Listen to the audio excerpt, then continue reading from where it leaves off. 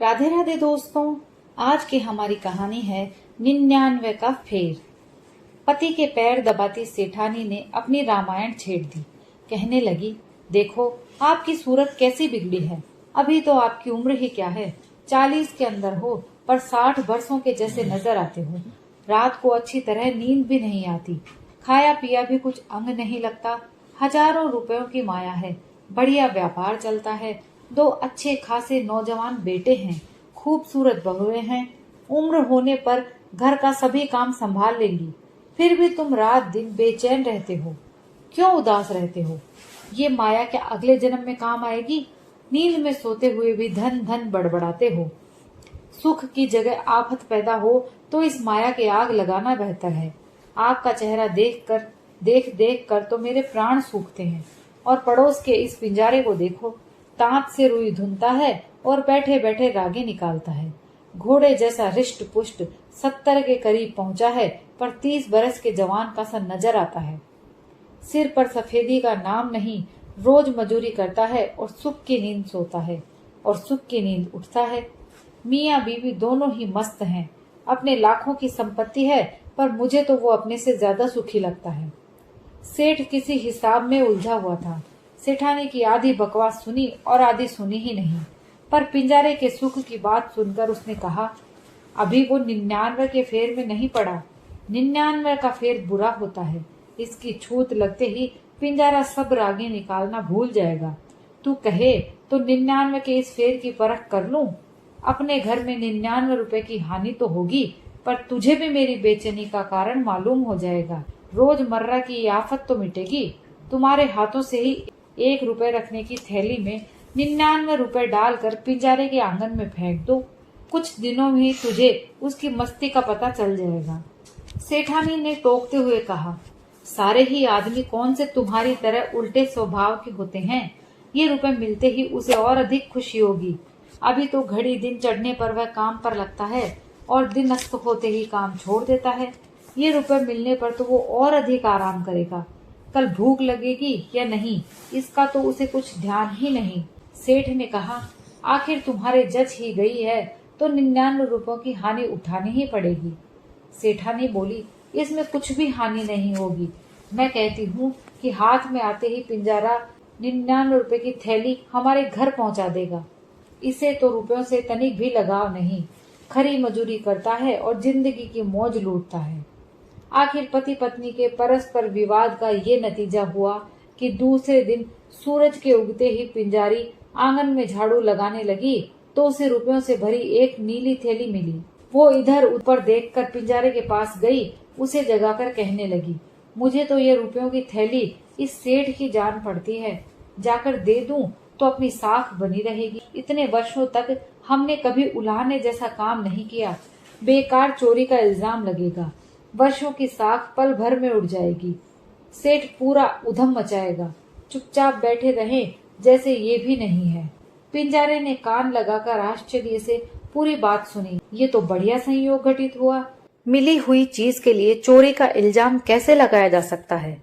पिंजारे ने सोच विचार कर कहा, पहले गिन तो सही कि थैली में कितने रुपए हैं। गिनकर सौंपना ठीक रहेगा। दोनों ने मिलकर रुपए गिने। 99 की गिनती बैठी। पिंजारे ने कहा, शायद गिनने में भूल हो गई हो, रुपए तो पूरे 100 होने चाहिए, वापस गिन। 3-4 बार रुपए गिने, पर वे थे उतने ही रहे। आंगन में चारों तरफ इधर उधर देखा, पर 1 रुपया नहीं मिला तो नहीं मिला। पिंजारा थैली में रुपए डालते हुए कहने लगा, शाम तक इंतजार करने। हम कोई चोरी करने तो गए नहीं थे, क्या पता कोई पक्षी यहाँ थैली पटक कर गया हो। सेठ जी के रुपए हुए तो वे हरगिज गफलत करने वाले नहीं, अभी आधमकेंगे।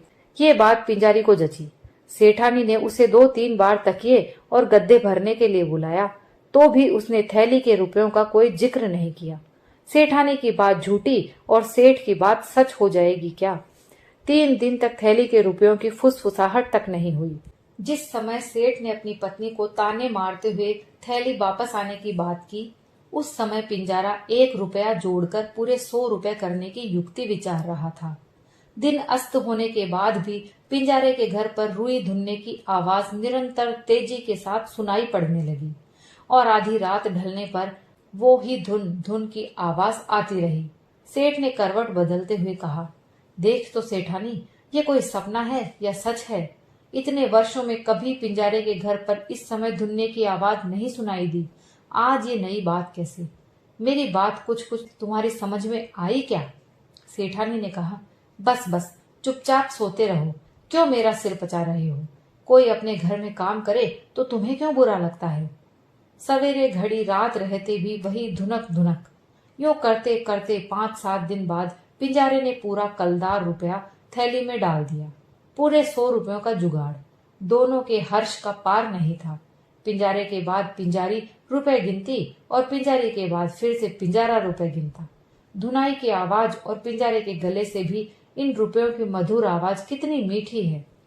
पिंजारा तो चुपचाप रुपए बढ़ने के सपने देखने लगा। 100 के 1000, 1000 के लाख और लाख के करोड़ होते क्या देर लगेगी? वो चाहे तो दुनिया की सारी माया को धुन सकता है।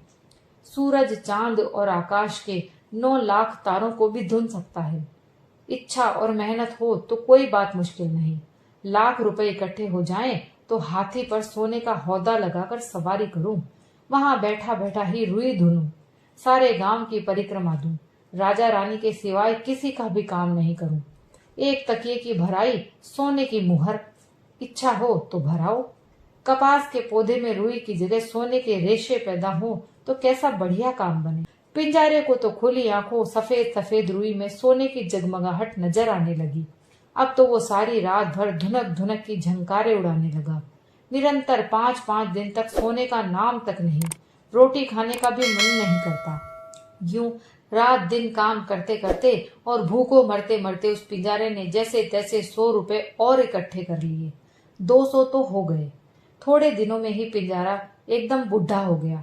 देखते देखते उसके सिर पर रुई के समान सफेदी फैल गई, गाल पिचक गए, आंखें गहरी धस गई, कमर दोहरी हो गई। तो भी एक क्षण भर के लिए भी वो आराम नहीं करता, काम में कसर रखने लग गया। 99 की छूत से बचने वाले दुनिया में बिरले ही होते हैं। 99 की मार मौत से हल्की नहीं होती। रुपए बढ़ने के साथ साथ पिंजारे की सारी मस्ती, उसका संतोष, उसका सारा आनंद सभी एक साथ समाप्त हो गए। बैरी दांत भी धीरे धीरे गिर पड़े। पिंजारा तो भी बड़ा खुश था। रुपए इकट्ठे करने का सुख तो केवल इकट्ठे करने में ही है। सेठानी ने पड़ोसी का ये ढंग देखा तो कहने लगी, कोई बात नहीं, रुपए तो एक कम 100 अपने घर से गए, पर लाख रुपयों की सीख हाथ लग गई कि 99 की मार मौत की मार से दुगुनी होती है।